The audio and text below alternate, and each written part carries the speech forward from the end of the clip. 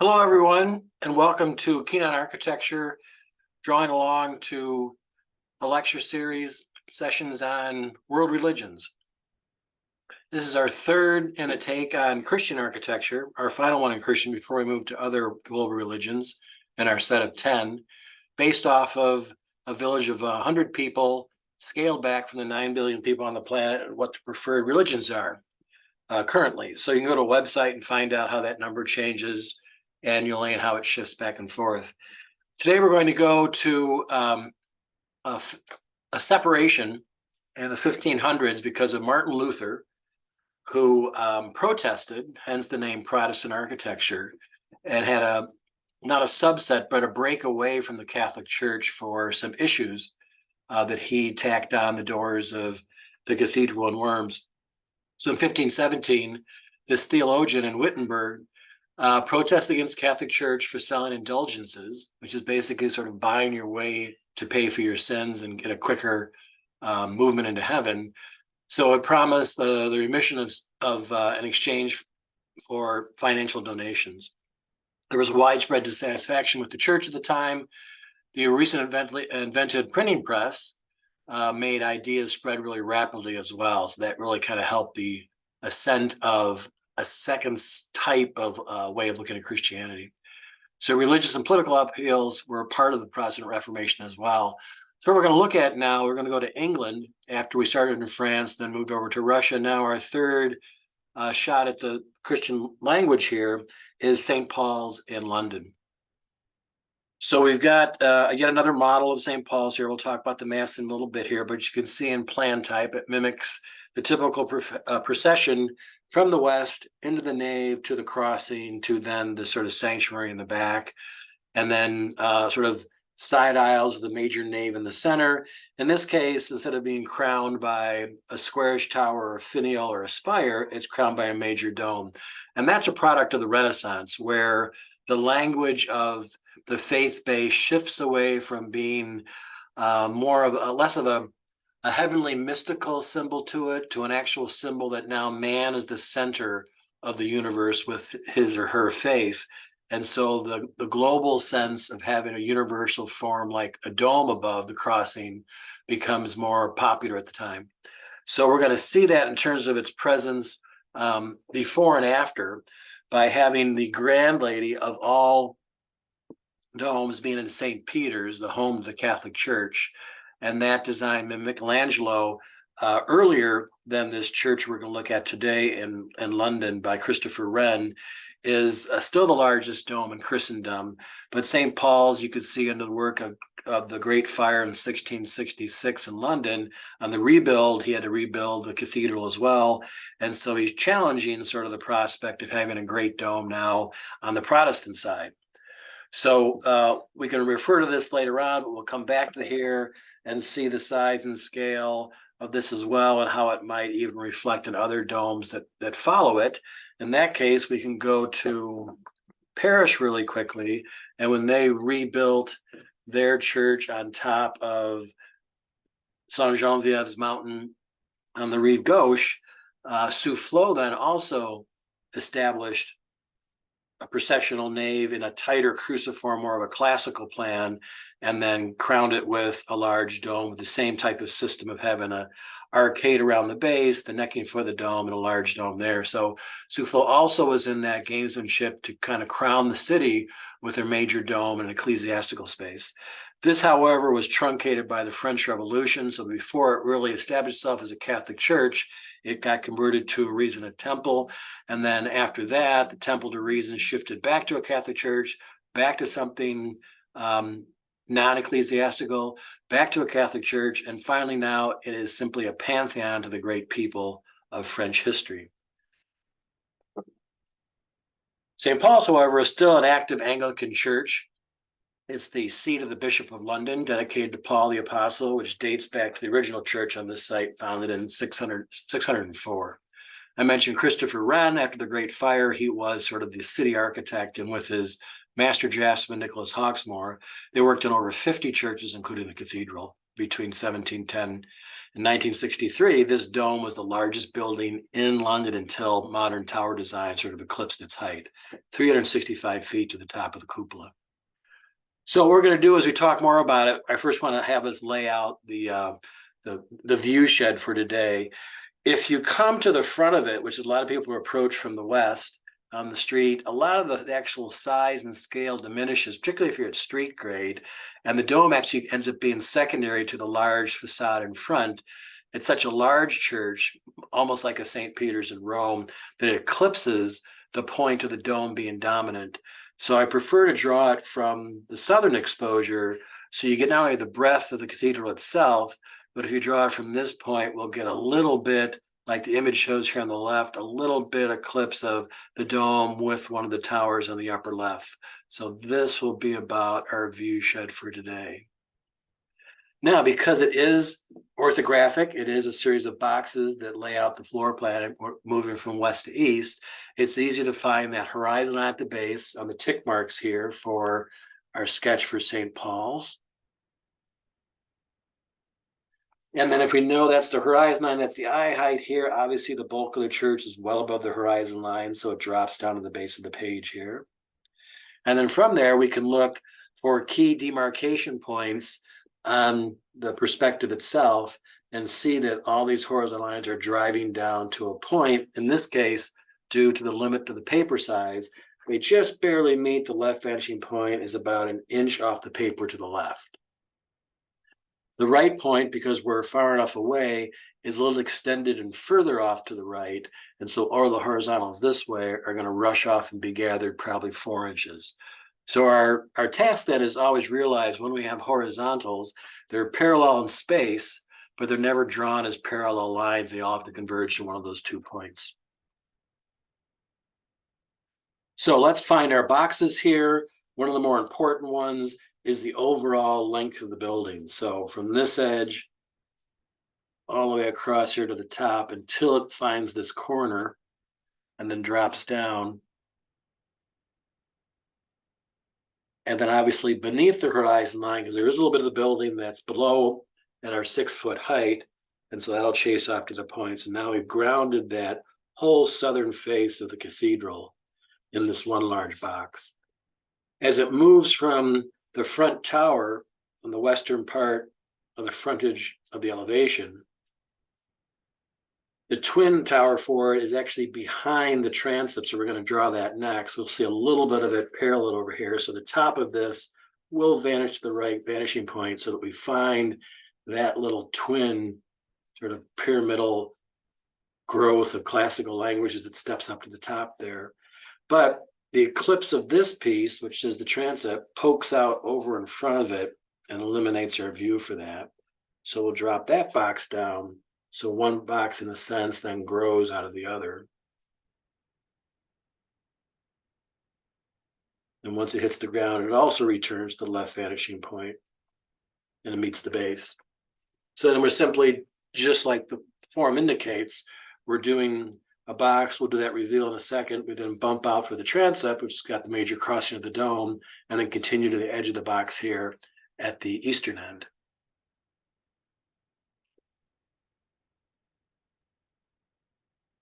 So this is another, on both sides of this, there's a little juxtaposition of a bump out from the inside square that holds the rotunda itself. So that little corner is shown here to this point. And the twin of it we won't see because it's hidden behind the transept projection out to the south. And this is simply a very staid, subdued neoclassical facade. And the British architect Inigo Jones, who sort of imported the language of Andrea Palladio from the Italian Renaissance into England, made a very prominent type of English plating language that lasted a very long time. And you see Wren here, in his draftsman Nicholas Hawksmoor, employing that on the skin here. So as we build up information into our boxes, we'll see how the shift of the language of how you ornament or decorate the church in terms of architectural vocabulary is more serene or subdued in the Protestant language compared to the more flamboyant Baroque and then Rococo and the Catholic side as the church splits across. So it'll then come to its endpoint here on the south end. We'll see a wrap around the nave here, come down.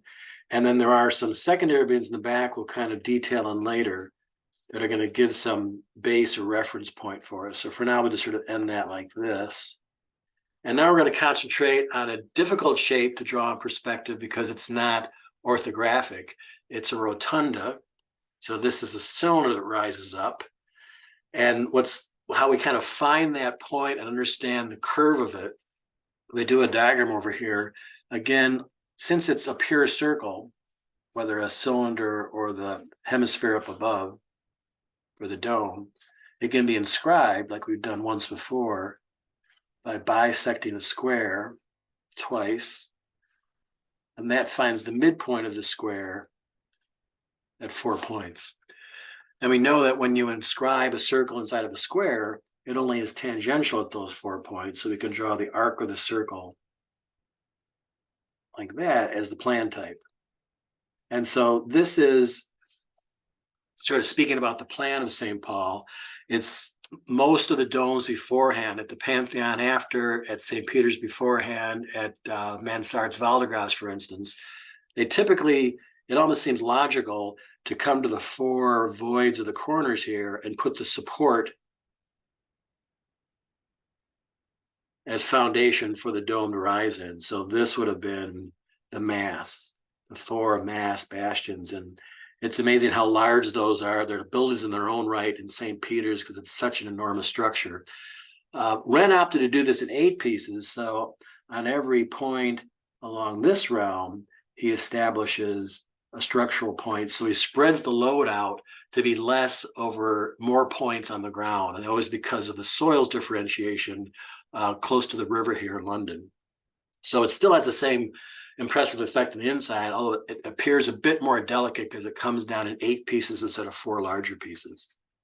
Now, getting back to the relationship with the circle and the square, if you project again a plane in space that's square-like, so for instance, if it simply floats like this in space, so that's a perspective of scene of a square, you can take any rectangle in perspective and bisect it, just like we did in plan, and you'll find 1, 2, 3, 4 points now in perspective.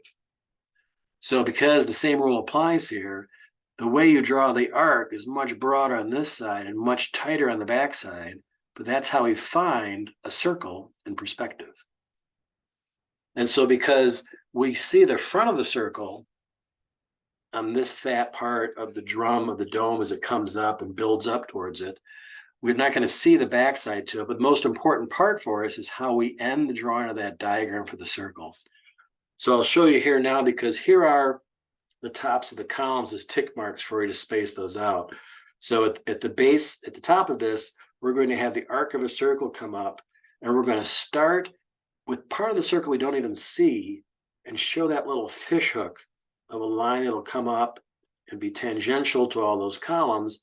When it comes to the other side, don't just have it meet the outside line, have it spin back and show that hook coming down. So we really don't see that bit of the end of the hook, but in the drawing, it helps us spin this into rotunda. So we just went from tick marks on a flat plane, and now it seems like this might be an actual cylinder we can work with. At this point beneath it, it's another cylinder, but as each cylinder comes closer and closer to the horizon line, if we drew a circle here, it would actually just be a flat line. So you could have the base of a drum of a dome on here, but it wouldn't bend at all. As soon as you go beneath it, you do an opposite arc of a curve. So every time you go further away from the horizon line, we're going to have a much broader circle until we get to the top of the dome itself, and that has the greatest arc to it.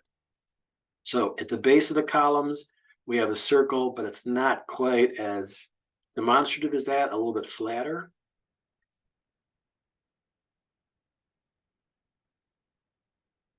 And then at the top of the railed balcony, and the part that supports the dome coming down, and at the base of the dome itself, each one's getting a bit more elaborated in terms of pumping up the arc of the circle itself.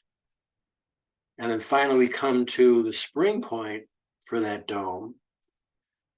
And every dome, and certainly in the Western Hemisphere, is a relationship to the others. So this has a certain shape, and it could be a pure hemisphere, or it could be a elongated hemisphere, more like a football shape, or a squat one. Each one sort of stylistic its own personality. So no two will actually be identical. So don't assume that your dome up above, the half dome we're going to draw, is an absolute perfect circle, because each one's got its own kind of personality of geometry there between the three we've looked at here. So in this case, this rises up to the 2 tick marks here and comes down. And on this side comes down. And now we can quickly kind of just extend the columns the whole length of the colonnade that goes around. And you can see where Soufflot in Paris picked up on the notion of the colonnade here. Michelangelo's a little bit different in Rome, and this is a different interpretation of it.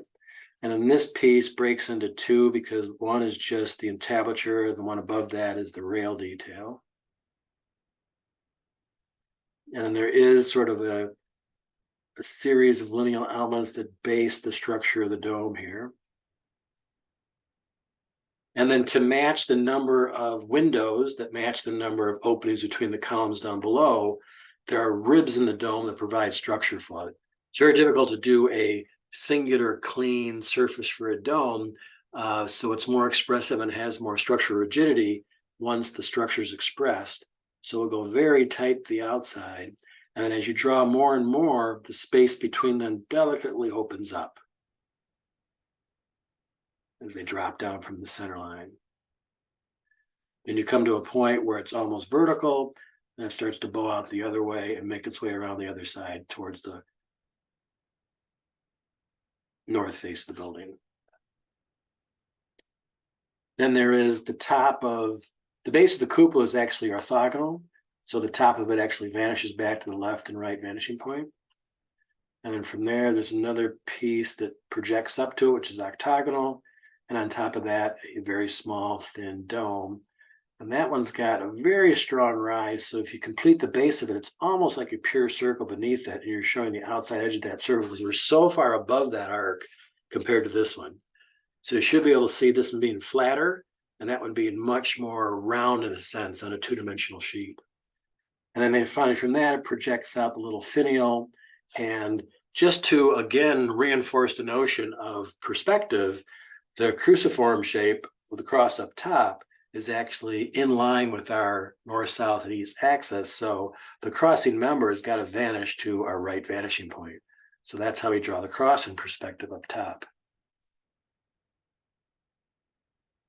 And so that kind of organizes all of our boxes in here. We can start to elaborate on some of the architecture. And again, it's kind of a very plainer idea of how to grow from the ground up and how you step up from different relationships of pieces here.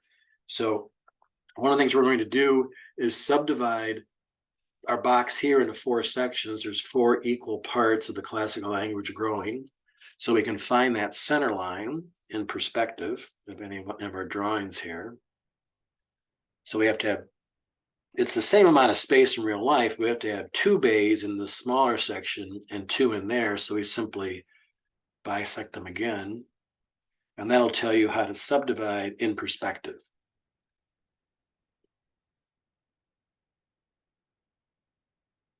And now we have 1, 2, 3, and 4.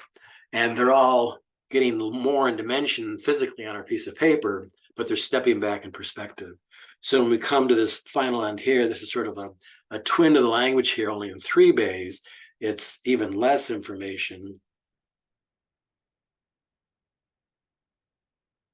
of this that will marry onto that side. This crossing piece bumps out, but then has an actual sort of formal elevation to a street that dead ends into the cathedral. So we need to find the center of that for sure, because that has a pediment that rises up from that skin. So coming down the middle here, we're going to go beyond the top of that box, and that'll show how that pediment goes back diagonally, not to our vanishing points, because they're not horizontal lines or angular lines. But that'll be the classical cap for that part of that architecture.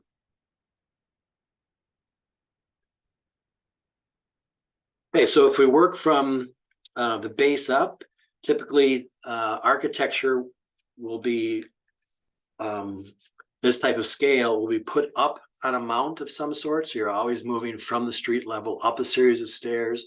Once you get to the base of the church on the west side, you're going to go up another flight of stairs again to get sort of this reliquary of a higher order of the space there. So the actual lighting for the space then seems very, very tall, almost at the second floor for the architecture. So we can come all the way up to this point within all these areas and then start to put in the first tier of fenestration, which rises up orthogonal and is capped by a hemispherical arch. And those are all topped right down here. So we do the same at the long end.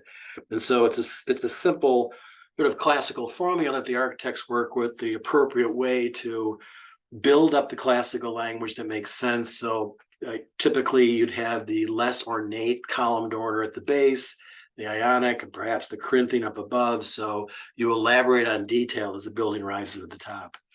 So this comes up the windows to a support level, and then it has a break to say that's the end of sort of the first height, the first chamber. Then we start anew. So this will wrap around the building. And do the same thing again by taking the same thickness of the windows and taking up to the clear story level.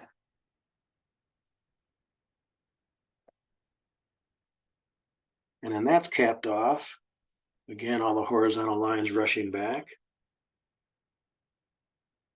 You complete the skin over here. And then as it wraps around this building, it'll come onto this elevation, and that has its singular window as well. An arch beneath it.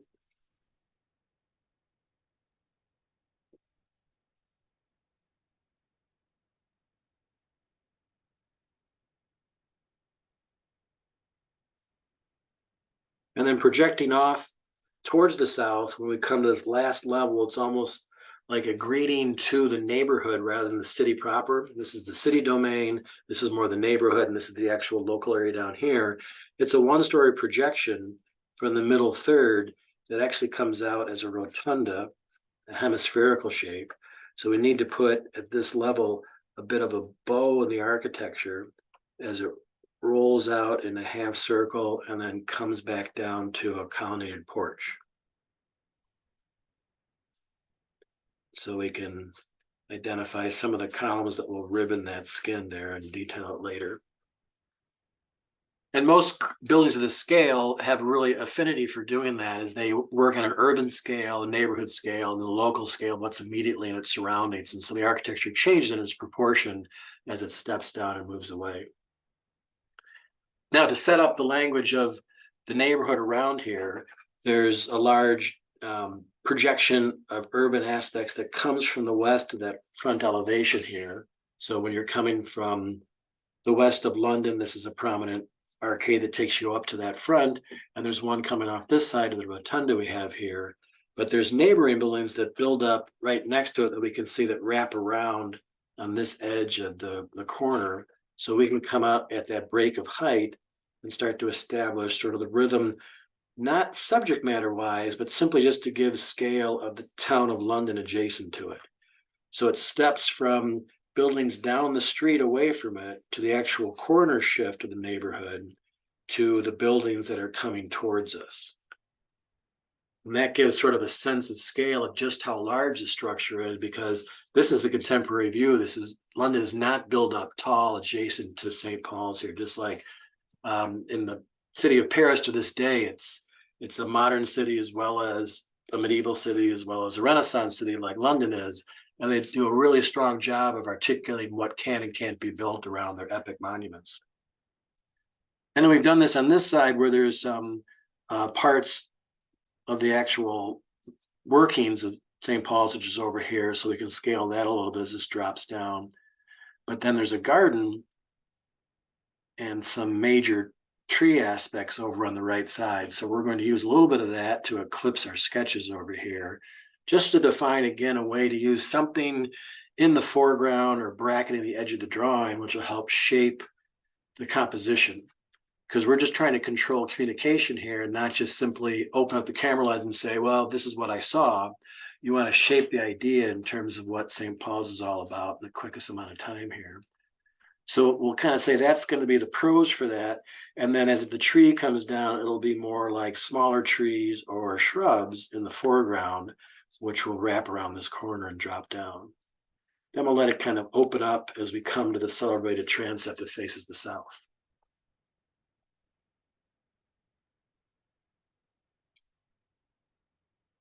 So the new cathedral has been described by thousands of historians. Here's a quote: "Handsome and noble to all the ends of it, and to the reputation of the city and the nation." So iconically, the cathedrals, as you know, from many faith bases across the Western Hemisphere, are identified with the actual nation and the city itself as a symbol. Without, within, below, above, the eye is filled with unrestrained delight. It survived the Blitz in World War II. It obviously strongly rooted in Western architectural prose, and so there always is this sort of mantle that you stand on as you build new, and has a lot of structural prowess here to build something of this scale in that year of 1666 and into the 18th century. Okay, so now we can move to some ideas of just a little bit of value, which will start to establish pulling this line drawing now in perspective, because it does a fairly good job of becoming more three-dimensional than just the tick marks were, and moving towards the way the light is held on the model, or the camera picks up the language here. We're going to sort of use the reference of where the photograph was taken from, which would have been a southern angle for light.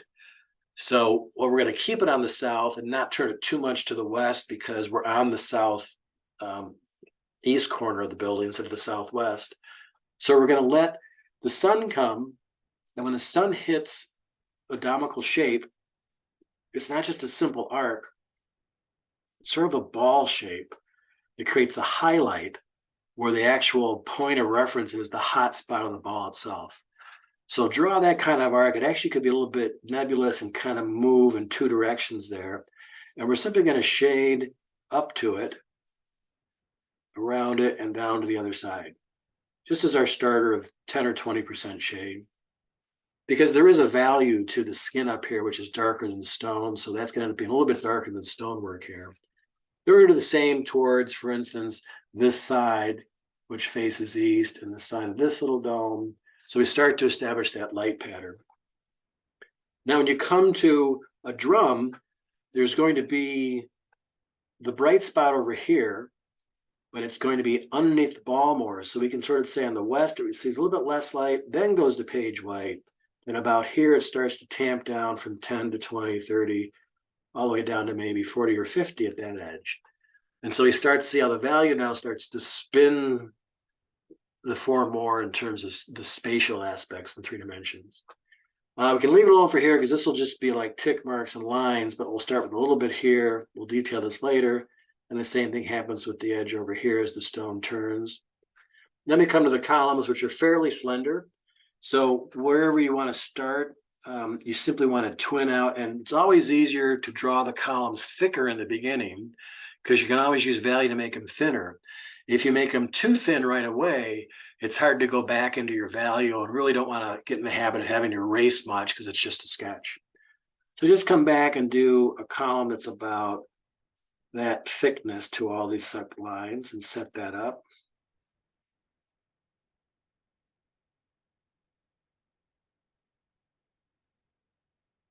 And then what we'll do is, to show that movement there, we're going to draw the walls that are behind the columns, because most of the columns are receiving the light all the way around until we get to the southeastern side. So that can be just a more of a dark, but even those are going to catch a little bit lighter on the way. Now I want to go in between the columns and show a little movement of the dark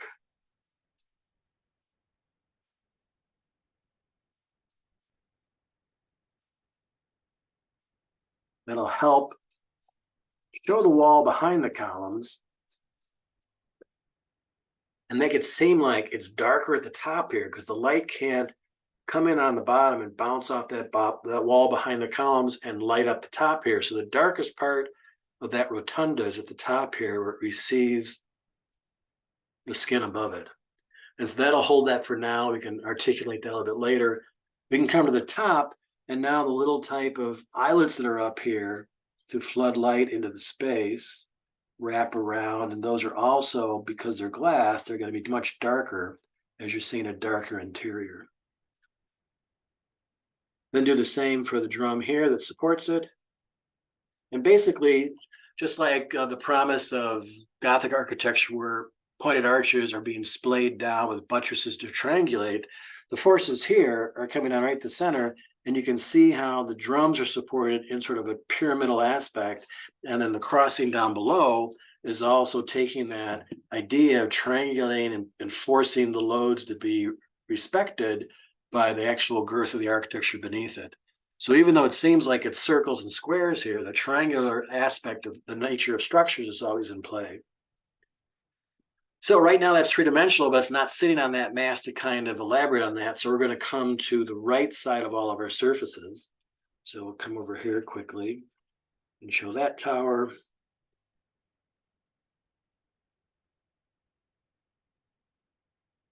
Right side of that. A little extra when you come and the transept is received by the nave proper.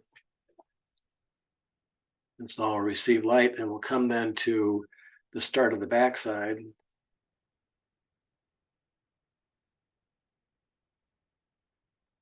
And then finally to the parts that are actually going to receive shadow from the building proper over here.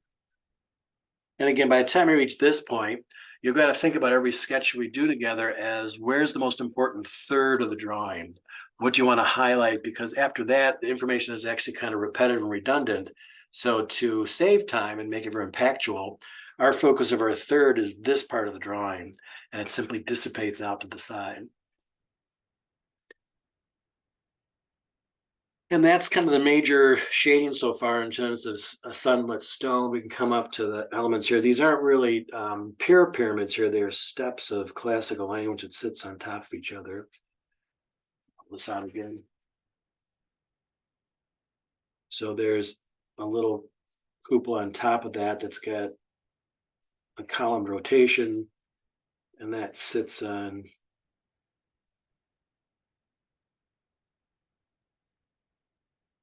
another piece. So this will have the columns over here.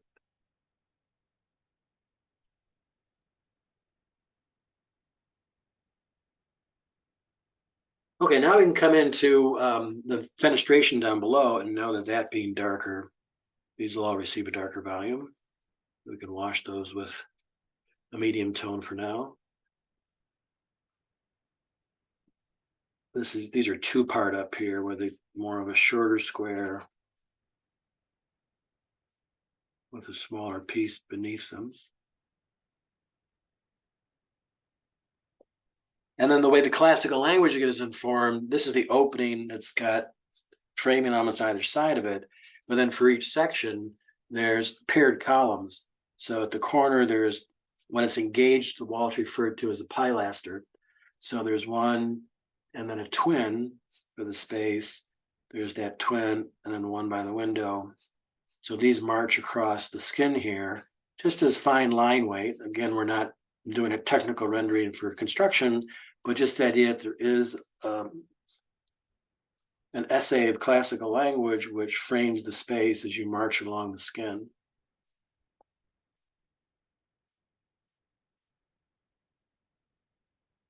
And once we get beyond the heights of these are crowned by little pediments, part of the Palladian classical language. And on top of those rise the cornice line, and then finally the railing detail on top of that.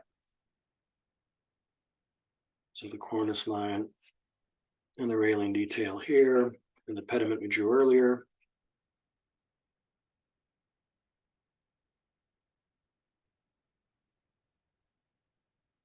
And now I have a little bit of this side, which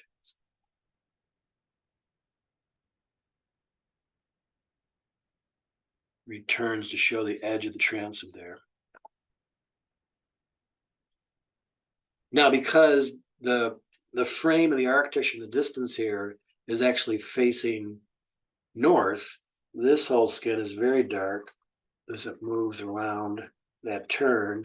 And then because you want this to neutralize its presence next to it, even the buildings in the distance across the street will make those darker intentionally to make sure that turns the corner strongly at the west end of the cathedral.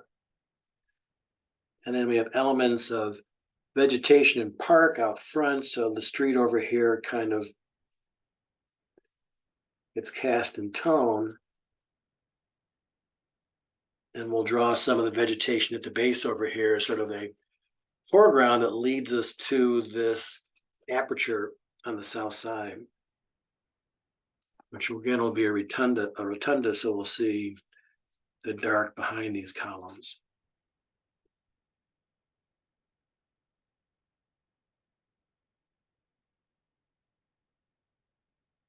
And up above, there's one very large window,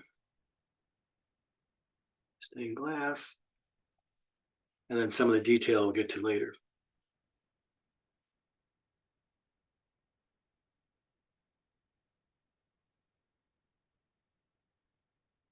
Okay, what we'll do to hold the dome and make it really more pronounced on here is, again, we're going to use the sky as a backdrop for us.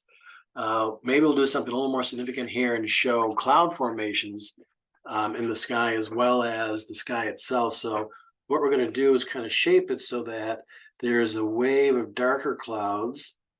They're going to break the dome and then kind of dissipate out in the distance.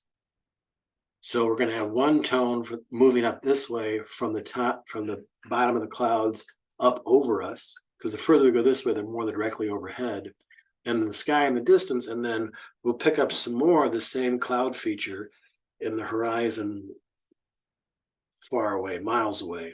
So even though it's only a couple lines worth, it's got the same physical dimension as the clouds right overhead. So our first job is to simply put in a tone or just a generic light blue sky.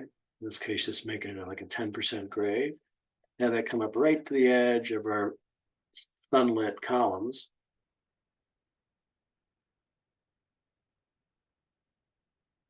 And we'll continue this down on top of this area.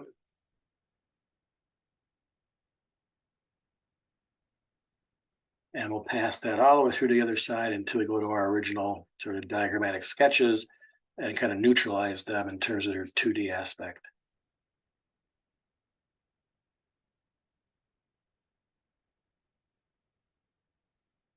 And now we'll simply do more forest. We'll do a little bit of a sliver as if the sun's lighting the underside of the cloud, but the clouds that might be bringing rain are going to be much bolder and darker toward the top here.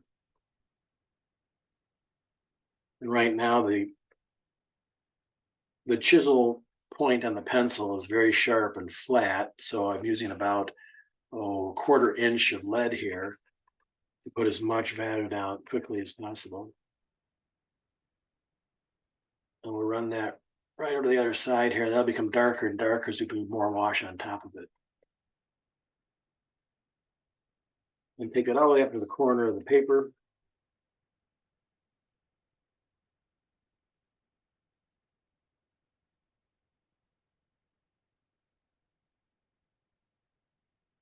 So if you can, the idea is you can leave the sky as if it wasn't even done with the pencil. You can limit all your strokes proper just by burnishing more and more of your media into the area.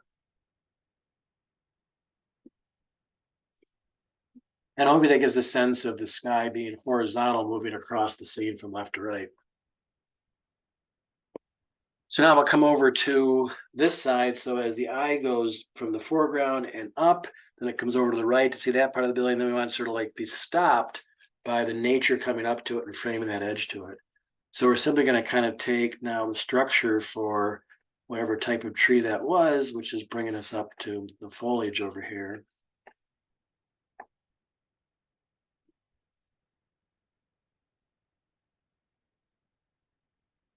and then establish some of the leaf-like edge, which helps frame the void over here above the cathedral.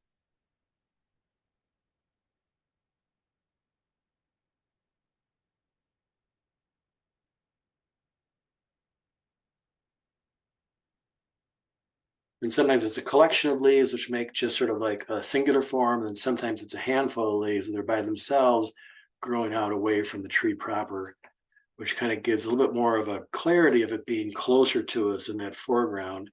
And then we'll bring the structure for it down over here on the right, just to keep that frame going.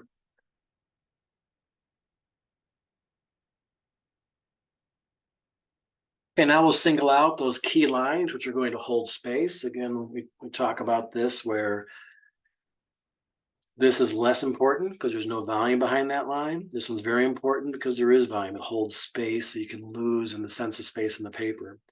So this line up top is important because it has a little bit of space behind it. This has very little behind it, it's just a skin. Whereas right over here, the whole edge here, it's very important to hit that edge because it'll seem more dominant than in terms of the language what's happening there.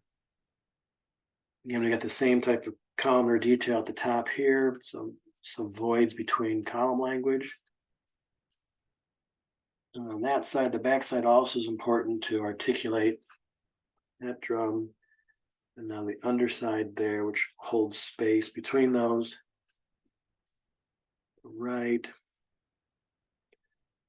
All these little edges now have profiles of how the coping detail at the top of that spins around the corner and comes and spins around the corner. And the edge of the farthest out column on both sides.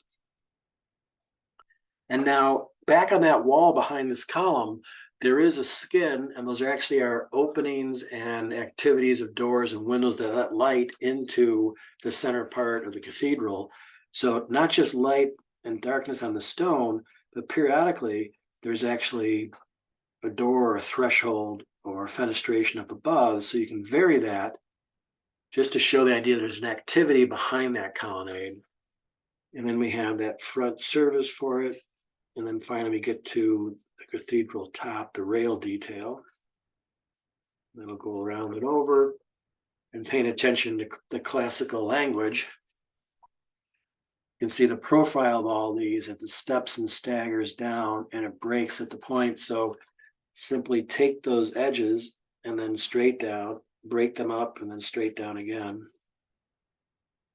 And you kind of hint at the idea of the romance of the classical language, given the architects a methodology of how to skin the building. Twin windows on either side, another half arched window on either side there. And then potentially, if the light's coming low enough, it'll actually throw a shadow on the lower part of the building here from across the street. Show its connectivity there. And then for the edge of our cupola up top here,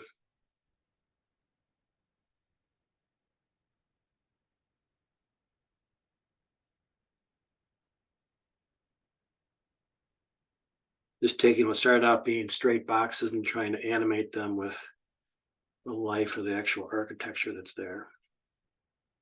These are actual clock faces in the bottom of those towers.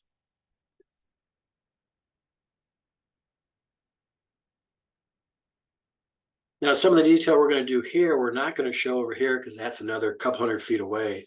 But if you show it once well here, your audience just simply projects that into the rest of the sketch. So we'll show the underside of those elements, and then we'll detail maybe the top of the windows, vary in terms of how much we see of the dark behind them. And that's as we move to black, it's more attention to bringing the eye towards that detail. It wraps the corner. There is, let's see.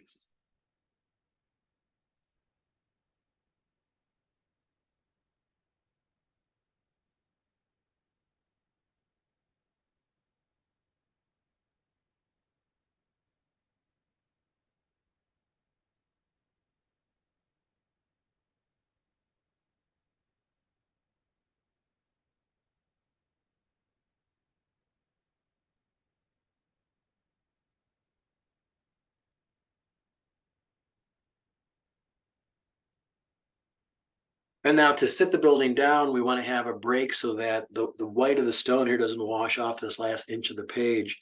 So we're going to push some of the vegetation now beneath the tree proper and simply do sort of a horizontal array of some type of vegetation, which is more small tree, fruit trees, or maybe even bush type of stock, which will kind of hold that white with a gray balance down here at the bottom. And that can kind of run right by the tree. And to show that that's actually a mass that receives light and casts shadow, right behind that, at the base of those, it goes a little bit darker because it's casting.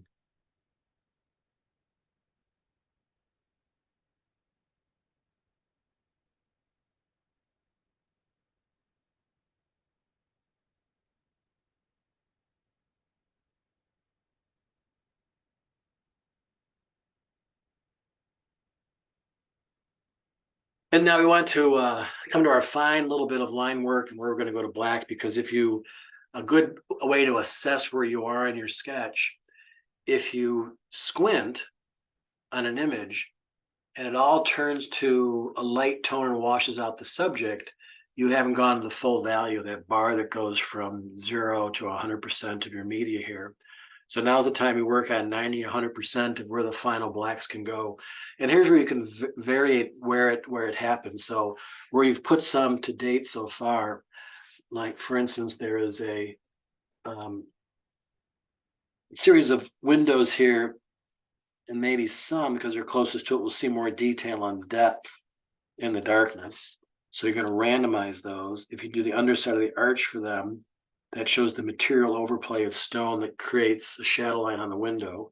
And so this isn't really sort of literally what you have to look and see. It's just you creating more of a architecturally pronounced image because you're using all the value. We can do more with our shaping of this now too, because there's not a lot of contrast between where the sun's striking. So right where it meets that sun strike, come down with darker tone at the base and over toward that edge, and on this side, wrapping it over towards the northern part of the property. And then because the sun's striking that and it's got ribs to it, on each side of the rib, you might want to enhance one side of it as these move along. And also gives you a chance, you think maybe yours is too squat or too little, you can actually then pull up the sides or add value in that sense. Between all the windows here, there's a colonnade of pilasters. So we can bring those in, some more detail.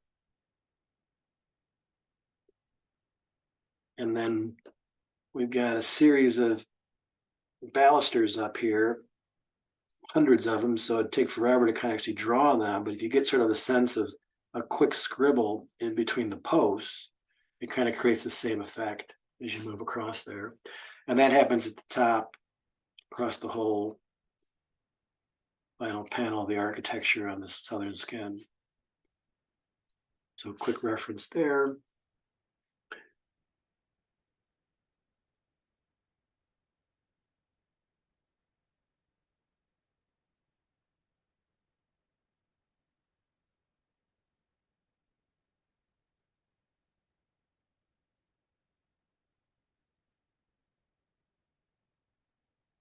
And you can do a little hint as the building comes closer to over here, the neighboring building, that might be to show it's got the sense of being residential, or maybe it's got commercial on the lower floor, but you show kind of the number of tiers of steps to it, which is another way kind of gives scale to just how large St. Paul is, because we haven't put a person in here yet. And so we don't know truly just how tall it is, but if you do a residential building, we know that's somebody's window. That's anthropomorphic, and it shows just how gigantic this monument is in the center of London. And now on the top of all the edges and finials, typical in Palladian architecture, is statuary of the key saints or benefactors. And so that's a quick way of kind of ornamenting the detail of putting the human form at the tops of the pediments to corner the architecture. Just a couple more on this end. And then on the bell towers.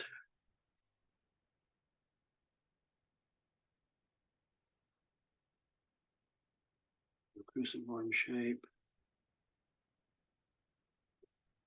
And then as time allows, just take a look at this again, squint down, make sure you got enough attention to moving value across. Does the front aspect of those buildings want to go darker next to it? Do you want to push the dark underbelly of the clouds more toward the dome proper and move value more toward the middle?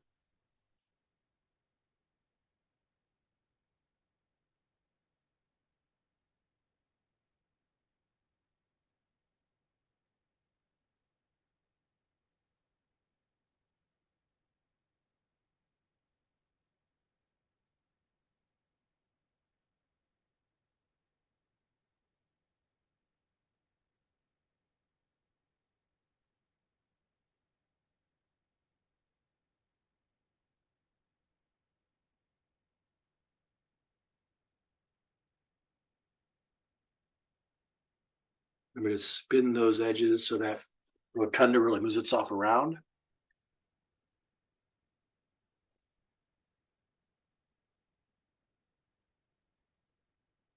And then when you have a gray zone, turn the corner, come back to that edge and tighten up the gray right where it meets the white.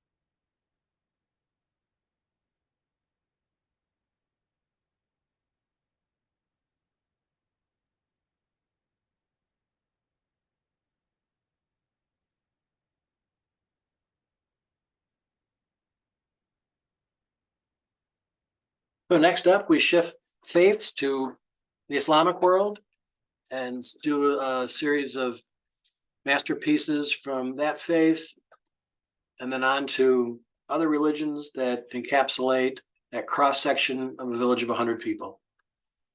See you next time, pen before mouse.